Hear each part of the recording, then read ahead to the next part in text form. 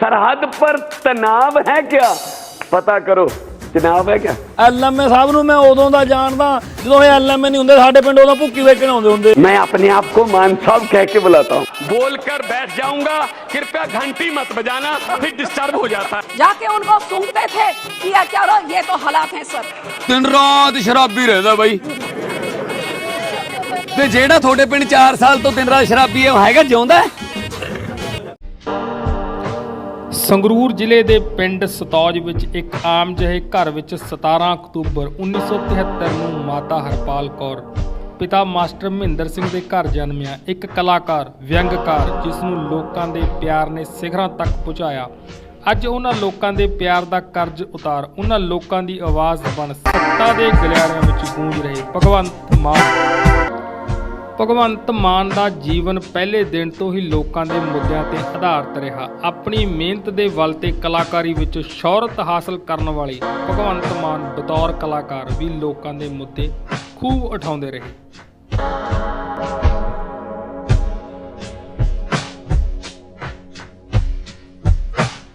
दाज करके साड़ी गई भैन बोलती है, जन्म तो पहला मारी गई धी बोलती है, पर किसी ने समझने की कोशिश नहीं की कि वो बेचारी की बोलती है। ਲੋਕਾਂ ਦੇ ਚਿਹਰਿਆਂ 'ਤੇ ਮੁਸਕਾਨ ਲੈ ਕੇ ਆਉਣ ਵਾਲੇ ਭਗਵੰਤ ਮਾਨ ਦਾ ਜੀਵਨ ਮਾਲਵੇ ਦੇ ਆਮ ਬੱਚੇ ਦੀ ਤਰ੍ਹਾਂ ਹੀ ਸਤੌਜ ਪਿੰਡ ਦੀਆਂ ਗਲੀਆਂ ਵਿੱਚ ਖੇਡਦੇ ਹੋਏ ਬੀਤਿਆ। ਇਹ ਬਹੁਤ ਹੀ ਫਰਾਕ ਦਿਲ ਬੰਦੇ ਹਨ। ਮੈਂਬਰ ਪਾਰਲੀਮੈਂਟ ਹੁੰਦੇ ਹੋਏ ਆਪਣੀਆਂ ਗੱਡੀਆਂ ਦਾ ਕਾਫਲਾ ਰੋਕ ਕੇ ਕਿਸਾਨ ਦੇ ਖੇਤ ਵਿੱਚ ਲੱਗੀ ਅੱਗ ਨੂੰ ਬੁਝਾਉਣ ਲੱਗ ਜਾਂਦੇ ਸਨ। ਭਗਵੰਤ ਮਾਨ ਮਿਹਨਤ ਤੋਂ ਕਦੇ ਵੀ ਪਿੱਛੇ ਨਹੀਂ ਹਟੇ। ਕਦੇ ਪੈਦਲ ਤੇ ਕਦੇ ਸਾਈਕਲ ਤੇ ਆਪਣੇ ਪਿੰਡ ਤੋਂ 7 ਕਿਲੋਮੀਟਰ ਦੂਰ ਚੀਮਾ ਮੰਡੀ ਪੜ੍ਹਨ ਲਈ ਜਾਇਆ ਕਰਦੇ ਸਨ ਤੇ ਫਿਰ ਵਾਪਸ ਆ ਕੇ ਖੇਤੀਬਾੜੀ ਦਾ ਕੰਮ ਵੀ ਕਰਦੇ। ਸਕੂਲ ਦੀ ਪੜ੍ਹਾਈ ਪੂਰੀ ਕਰ ਭਗਵੰਤ ਮਾਨ ਨੇ ਸੁਨਾਮ ਦੇ ਸ਼ਹੀਦ ਊਧਮ ਸਿੰਘ ਕਾਲਜ ਵਿੱਚ ਕਮਰਸ ਦੀ ਪੜ੍ਹਾਈ ਸ਼ੁਰੂ ਕੀਤੀ। ਉੱਥੇ ਭਗਵੰਤ ਮਾਨ ਨੇ ਕਈ ਭਾਸ਼ਣ ਮੁਕਾਬਲਿਆਂ ਵਿਅੰਗਕਾਰਾਂ ਨਾਟਕਾਂ ਵਿੱਚ ਕਈ ਮੈਡਲ ਹਾਸਲ ਕੀਤੇ। ਉਸ ਤੋਂ ਬਾਅਦ ਭਗਵੰਤ ਮਾਨ ਸਾਹਿਬ ਨੇ ਪਿੱਛੇ ਮੁੜ ਕੇ ਨਹੀਂ ਦੇਖਿਆ ਅਤੇ ਇੱਕ ਤੋਂ ਇੱਕ ਟੌਪ ਦੀਆਂ ਕੈਸਟਾਂ ਕੀਤੀਆਂ। ਉਹਨਾਂ ਨੇ ਸਭ ਤੋਂ ਪਹਿਲੀ ਕੈਸਟ ਕੁਲਫੀ ਗਰਮਾ ਗਰਮ ਕੀਤੀ ਜਿਹੜੀ ਕਿ ਬਹੁਤ ਸਾਰੀ ਕਮਾਈ ਕਰਕੇ ਗਈ। तेल ज्यादा खाना तुसी लोकां तो पैसे खाणों हट जाओ, ਇਹ तेल खाणों हट जाਊਗਾ। ਓਹੋ ਯਾਰ ਤੂੰ ਭਗਵੰਤ ਮਾਨ ਸਾਹਿਬ ਨੇ ਉਸ ਤੋਂ ਬਾਅਦ ਬਹੁਤ ਸਾਰੀਆਂ ਫਿਲਮਾਂ ਵਿੱਚ ਵੀ ਸੀਨ ਕੀਤੇ ਤੇ ਉਸ ਤੋਂ ਬਾਅਦ ਭਗਵੰਤ ਮਾਨ ਸਾਹਿਬ ਨੇ ਸੋਚਿਆ ਕਿ ਕਿਉਂ ਨਾ ਜਿਵੇਂ ਉਹ ਸਿਆਸਤ ਦੇ ਉੱਤੇ ਤੰਜ ਕੱਸਦੇ ਹਨ ਆਪਣੇ ਕਮੇਡੀ ਦੇ ਵਿੱਚ ਸਿਆਸਤ ਨੂੰ ਬਦਲਣ ਦੀ ਗੱਲ ਕਰਦੇ ਸਨ। ਕਮੇਡੀ ਦੇ ਵਿੱਚ ਸਿਆਸਤਦਾਨਾਂ ਦੇ ਉੱਪਰ ਬਹੁਤ ਸਾਰਾ ਤਵਾ ਲਾਉਂਦੇ ਸਨ ਭਗਵੰਤ ਮਾਨ ਸਾਹਿਬ। ਤੇ ਐਲਐਮਏ ਸਾਹਿਬ ਨਾਲ ਕਿੰਨਾ ਪਿਆਰ ਹੈ। ਐਲਐਮਏ ਸਾਹਿਬ ਨੂੰ ਮੈਂ ਉਦੋਂ ਦਾ ਜਾਣਦਾ ਜਦੋਂ ਇਹ ਐਲਐਮਏ ਨਹੀਂ ਹੁੰਦੇ ਸਾਡੇ ਪਿੰਡ ਉਦੋਂ ਭੁੱਕੀ ਵੇਚਣ ਆਉਂਦੇ ਹੁੰਦੇ ਘੋੜੀ ਤੇ। ਮੈਂ ਤੜਕੀ 4 ਵਜੇ ਸਾਰੇ ਪਿੰਡ 'ਚ ਹੋਕਾ ਦਿੰਦਾ ਭਾਈ ਭੁੱਕੀ ਆ ਗਈ। ਤੇ ਭਗਵੰਤ ਮਾਨ ਨੇ ਉਸ ਤੋਂ ਬਾਅਦ ਰਾਜਨੀਤੀ ਵਿੱਚ ਉਤਰਨ ਦਾ ਫੈਸਲਾ ਕਰ ਲਿਆ ਤੇ ਭਗਵੰਤ ਮਾਨ ਜੁਆਇਨ ਕਰ ਲੈਂਦੇ ਨੇ ਪੀਪੀਪੀ ਪਾਰਟੀ। 2011 ਵਿੱਚ ਪੀਪੀਪੀ ਪਾਰਟੀ ਵਿੱਚ ਸ਼ਾਮਲ ਹੋਣ ਤੋਂ ਬਾਅਦ ਭਗਵੰਤ ਮਾਨ ਸਾਹਿਬ ਨੇ ਲਹਿਰਾ ਵਿਧਾਨ ਸਭਾ ਹਲਕੇ ਤੋਂ ਇਲੈਕਸ਼ਨ ਲੜੀ ਅਤੇ ਅਸਫਲ ਰਹੇ। ਜਦੋਂ ਭਗਵੰਤ ਮਾਨ ਸਾਹਿਬ ਨੂੰ ਕਨਸੂਆ ਪਹੁੰਚਿਆ ਕਿ people's party of Punjab Congress ਨਾਲ ਗੱਠਜੋੜ ਕਰ ਰਹੀ ਹੈ ਤਾਂ ਭਗਵੰਤ ਮਾਨ ਸਾਹਿਬ ਨੇ ਪੀਪਲਜ਼ ਆਫ ਪਾਰਟੀ ਤੋਂ ਅਸਤੀਫਾ ਦਿੱਤਾ।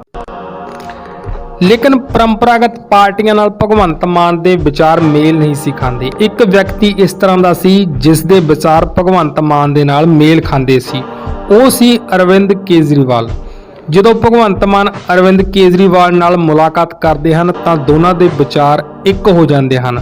ਜਿੱਥੇ ਅਰਵਿੰਦ ਕੇਜਰੀਵਾਲ ਇਮਾਨਦਾਰ ਬੰਦੇ ਲੱਭ ਰਹੇ ਸਨ ਉੱਥੇ ਹੀ ਭਗਵੰਤ ਮਾਨ ਕੋਈ ਇਮਾਨਦਾਰ ਪਾਰਟੀ ਨਾਲ ਜੁੜ ਕੇ ਲੋਕਾਂ ਦੀ ਸੇਵਾ ਕਰਨਾ ਚਾਹੁੰਦੇ ਸਨ। ਫਿਰ ਕਿਸੇ 2014 ਵਿੱਚ ਭਗਵੰਤ ਮਾਨ ਨੂੰ ਆਮ ਆਦਮੀ ਪਾਰਟੀ ਦਾ ਉਹ ਮੰਚ ਮਿਲਿਆ ਜਿਸ ਵਿੱਚ ਪੰਜਾਬ ਨੂੰ ਬਦਲਵੀਂ ਰਾਜਨੀਤੀ ਵੱਲ ਲੈ ਕੇ ਜਾਣ ਦੀ क्षमता ਸੀ। ਭਗਵੰਤ ਮਾਨ ਆਪਣੀ ਕਲਾਕਾਰੀ ਛੱਡ ਪਰੰਪਰਾਗਤ ਪਾਰਟੀਆਂ ਨਾਲ ਲੜਨ ਲਈ ਮੈਦਾਨ ਵਿੱਚ ਉਤਰ ਆਏ। ਫਿਰ ਕੀ ਸੀ, ਭਗਵੰਤ ਮਾਨ ਨੂੰ ਆਮ ਆਦਮੀ ਪਾਰਟੀ ਨੇ 2014 ਵਿੱਚ ਸੰਗਰੂਰ ਜ਼ਿਲ੍ਹੇ ਤੋਂ ਟਿਕਟ ਦੇ ਦਿੱਤੀ ਅਤੇ ਭਗਵੰਤ ਮਾਨ ਨੇ ਟਿਕਟ ਲੈਣ ਤੋਂ ਬਾਅਦ ਪੰਜਾਬੀਆਂ ਨੂੰ ਇੱਕ ਸੁਨੇਹਾ ਦਿੱਤਾ ਕਿ ਮੈਂ ਮਿਸ਼ਨ ਤੇ ਹਾਂ ਨਾ ਕਿ ਕਮਿਸ਼ਨ ਦੇ ਉੱਤੇ। ਉਸ ਤੋਂ ਬਾਅਦ ਭਗਵੰਤ ਮਾਨ ਨੂੰ ਪੰਜਾਬੀਆਂ ਨੇ ਰੱਜ ਕੇ ਵੋਟਾਂ ਪਾਈਆਂ ਤੇ ਭਗਵੰਤ ਮਾਨ ਨੇ ਸ਼੍ਰੋਮਣੀ ਅਕਾਲੀ ਦਲ ਦੇ ਸੁਖਦੇਵ ਸਿੰਘ ਢੀਂਡਸਾ ਨੂੰ ਲਗਭਗ 2 ਲੱਖ ਤੋਂ ਵੱਧ ਵੋਟਾਂ ਦੇ ਫਰਕ ਨਾਲ ਮਾਤ ਦਿੱਤੀ ਅਤੇ ਪੰਜਾਬੀਆਂ ਦੀ ਆਵਾਜ਼ ਬਣ ਕੇ ਸੰਸਦ ਵਿੱਚ ਜਾ ਗੂੰਜੇ। ਅਤੇ ਭਗਵੰਤ ਮਾਨ ਨੇ ਬਹੁਤ ਸਾਰੀਆਂ ਕਵਿਤਾਵਾਂ ਰਾਹੀਂ ਲੋਕਾਂ ਨੂੰ ਸੰਦੇਸ਼ ਦਿੱਤੇ ਅਤੇ ਉਹਨਾਂ ਨੇ ਜੋ ਵੀ ਆਪਣੀ ਗੱਲ ਰੱਖਣੀ ਹੁੰਦੀ ਸੀ ਕਵਿਤਾਵਾਂ ਦੇ ਜ਼ਰੀਏ ਹੀ ਰੱਖਦੇ। तो बड़ा स्टायरिस्ट हूँ, मतलब मैं अपनी इज्जत बहुत करता हूँ, मैं अपने आप को मान साहब कह के बुलाता हूँ। Charity begins at home. अगर मैं मान साहब नहीं कहूंगा तो फिर मुझे कौन कहेगा? राहत इंदौरी का एक शेर है, वो कह के मैं बैठ जाऊंगा ही। सरहद पर तनाव है क्या, पता करो चुनाव है क्या। मैडम आखिर में मैं एक छोटी सी कविता बोलकर बैठ जाऊंगा, कृपया घंटी मत बजाना, फिर डिस्टर्ब हो जाता है मैडम प्लीज। छोटी सी कविता है कि बात चली थी भारत को डिजिटल इंडिया बनाने से, बात चली थी भारत को डिजिटल इंडिया बनाने से, बात चली थी एक के बदले 10 सर काट कर लाने से, बात चली थी बुलेट ट्रेन चलाने से, बात चली थी 56 इंच का सीना दिखाने से। कहां गई वो 100 दिन में काले धन की बात? पिछले 4 साल से देश की जनता सुन रही है सिर्फ रेडियो पर मन की बात। चौकीदार देख रहा है, चौकीदार देख रहा है और लोग बैंकों को चूना लगाकर भगौड़े हो रहे हैं और लाखों पढ़े लिखे नौजवानों के सपने आंखों के सामने पकौड़े हो रहे हैं। मोदी जी अगले 6-7 महीने में आप जाने वाले हैं, कृपया जाते जाते ही बता दीजिए अच्छे दिन कब आने वाले हैं। बहुत बहुत शुक्रिया। ਰਾਜਨੀਤੀ ਵਿੱਚ ਸਰਗਰਮ ਰਹਿਣ ਤੋਂ ਬਾਅਦ ਭਗਵੰਤ ਮਾਨ ਦੀ ਪਤਨੀ ਇੰਦਰਪ੍ਰੀਤ ਕੌਰ ਦਾ ਭਗਵੰਤ ਮਾਨ ਸਾਹਿਬ ਨਾਲ 2015 ਵਿੱਚ ਤਲਾਕ ਹੋ ਜਾਂਦਾ ਹੈ। 2014 ਦੇ ਇਲੈਕਸ਼ਨ ਵਿੱਚ ਭਗਵੰਤ ਮਾਨ ਦੀ ਘਰਵਾਲੀ ਭਗਵੰਤ ਮਾਨ ਸਾਹਿਬ ਦੇ ਨਾਲ ਪ੍ਰਚਾਰ ਕਰਦੀ ਵੀ ਨਜ਼ਰ ਆਈ ਸੀ। ਭਗਵੰਤ ਮਾਨ ਸਾਹਿਬ ਦੇ 2 ਬੱਚੇ ਹਨ, ਜਿਨ੍ਹਾਂ ਵਿੱਚ ਇੱਕ ਧੀ ਅਤੇ ਇੱਕ ਪੁੱਤਰ, ਜੋ ਅੱਜਕੱਲ੍ਹ ਅਮਰੀਕਾ ਦੇ ਵਿੱਚ ਸੈੱਟ ਹਨ। ਇਸ ਵਿਚਾਲੇ ਭਗਵੰਤ ਮਾਨ ਸਾਹਿਬ ਤੇ ਸ਼ਰਾਬ ਪੀ ਕੇ ਸੰਸਦ ਵਿੱਚ ਜਾਣ ਜਾਂ ਨਿੱਜੀ ਜ਼ਿੰਦਗੀ ਵਿੱਚ ਸ਼ਰਾਬ ਨਾਲ ਡੱਕੇ ਰਹਿਣ ਦੇ ਇਲਜ਼ਾਮ ਵੀ ਲੱਗਦੇ ਰਹੇ, ਜਿਸ ਤੇ ਭਗਵੰਤ ਮਾਨ ਸਾਹਿਬ ਸਫਾਈ ਦਿੰਦੇ ਵੀ ਨਜ਼ਰ ਆਏ। ਪਰ ਇੱਕ ਗੱਲ ਖਾਸ ਸੀ, ਭਗਵੰਤ ਮਾਨ ਸਾਹਿਬ ਕਦੇ ਵੀ ਪਿੱਛੇ ਨਹੀਂ ਹਟੇ। ਮੈਨੂੰ ਪਰਸਨਲ ਪ੍ਰੋਬਲਮ ਹੋ ਰਹੀ ਹੈ, मेरे नाल जेड़ा 496 नंबर दी सीट है वो तो सवेरे सवेरे डांट मार दी जी शराब। आते थे आसपास के सारे बोलते थे हमारी सीट बदल दो। सर जब बोलते थे लोग आके इधर बैठे होंगे पहलवान जी कहीं पे जाके उनको सूंघते थे कि क्या हो, ये तो हालात हैं सर। सर ये बन गए हमारे बदलाव वाले मुख्यमंत्री। ਉਹਨੂੰ ਕਹਿੰਦੇ ਰਾਜ ਹੈ। ਭਗਵੰਤ ਮਾਨ ਬਾਰੇ ਉਫਾ ਕਹਿੰਦੇ ਦਿਨ ਰਾਤ ਸ਼ਰਾਬੀ ਰਹਿੰਦਾ ਬਾਈ, ਤੇ ਜਿਹੜਾ ਤੁਹਾਡੇ ਪਿੰਡ 4 ਸਾਲ ਤੋਂ ਦਿਨ ਰਾਤ ਸ਼ਰਾਬੀ ਹੈ ਉਹ ਹੈਗਾ ਜਿਉਂਦਾ। ਉਸ ਤੋਂ ਬਾਅਦ ਆਮ ਆਦਮੀ ਪਾਰਟੀ ਦਾ ਗ੍ਰਾਫ ਪੰਜਾਬ ਦੇ ਵਿੱਚ ਕਦੇ ਵੱਧਦਾ ਗਿਆ ਕਦੇ ਘਟਦਾ ਗਿਆ, ਪਰ ਭਗਵੰਤ ਮਾਨ ਦੀ ਲੋਕਪ੍ਰਿਯਤਾ ਘੱਟ ਨਹੀਂ ਹੋਈ ਅਤੇ 17 ਦੇ ਇਲੈਕਸ਼ਨ ਵਿੱਚ ਆਮ ਆਦਮੀ ਪਾਰਟੀ ਬਹੁਤੀ ਚੰਗੀ ਕਾਰਗੁਜ਼ਾਰੀ ਨਹੀਂ ਦਿਖਾ ਸਕੀ ਤੇ ਭਗਵੰਤ ਮਾਨ ਸਾਹਿਬ ਨੇ 2019 ਦੇ ਇਲੈਕਸ਼ਨ ਵਿੱਚ 1,11,000 ਵੋਟਾਂ ਨਾਲ ਸੰਗਰੂਰ ਜ਼ਿਲ੍ਹੇ ਤੋਂ ਜਿੱਤ ਕੇ ਐਮਪੀ ਦੀ ਕੁਰਸੀ ਤੇ ਦੁਬਾਰਾ ਫਿਰ ਤੋਂ ਕਬਜ਼ਾ ਕਰ ਲਿਆ ਤੇ ਭਗਵੰਤ ਮਾਨ ਸਾਹਿਬ ਦੀ ਲੋਕਪ੍ਰਿਯਤਾ ਵੱਧਦੀ ਗਈ ਤੇ ਉਸ ਤੋਂ ਬਾਅਦ ਇਲੈਕਸ਼ਨ ਆਉਂਦਾ 2022 ਦਾ।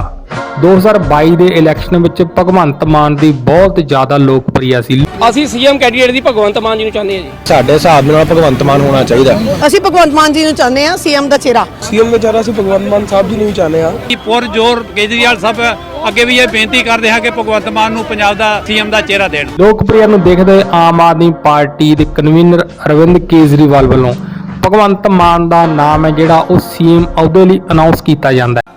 93.3% लोगों ने सरदार भगवंत मान का नाम लिया। पंजाब के अगले सीएम और आम आदमी पार्टी का सीएम चेहरा औपचारिक रूप से सरदार भगवंत मान को डिक्लेयर करते हुए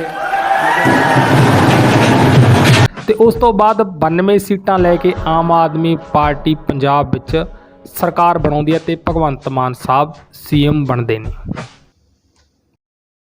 ਮੈਂ ਭਗਵੰਤ ਮਾਨ ਈਸ਼ਵਰ ਦੀ ਸਹੁੰ ਚੁੱਕਦਾ ਹਾਂ ਕਿ ਮੈਂ ਕਾਨੂੰਨ ਦੁਆਰਾ ਸਥਾਪਿਤ ਭਾਰਤ ਦੇ ਸੰਵਿਧਾਨ ਦੇ ਪ੍ਰਤੀ ਸੱਚੀ ਸ਼ਰਧਾ ਤੇ ਨਿਸ਼ਠਾ ਰੱਖਾਂਗਾ, ਕਿ ਮੈਂ ਭਾਰਤ ਦੀ ਪ੍ਰਭੂਤਾ ਅਤੇ ਅਖੰਡਤਾ ਨੂੰ ਬਰਕਰਾਰ ਰੱਖਾਂਗਾ, ਕਿ ਮੈਂ ਪੰਜਾਬ ਰਾਜ ਦੇ ਮੁੱਖ ਮੰਤਰੀ ਵਜੋਂ ਆਪਣੇ ਕਰਤੱਵਾਂ ਨੂੰ ਵਫਾਦਾਰੀ ਤੇ ਸ਼ੁੱਧ ਅੰਤ ਜਿਤਾਉਣਾ ਏ ਪੰਜਾਬ ਦਾ ਪੁੱਤ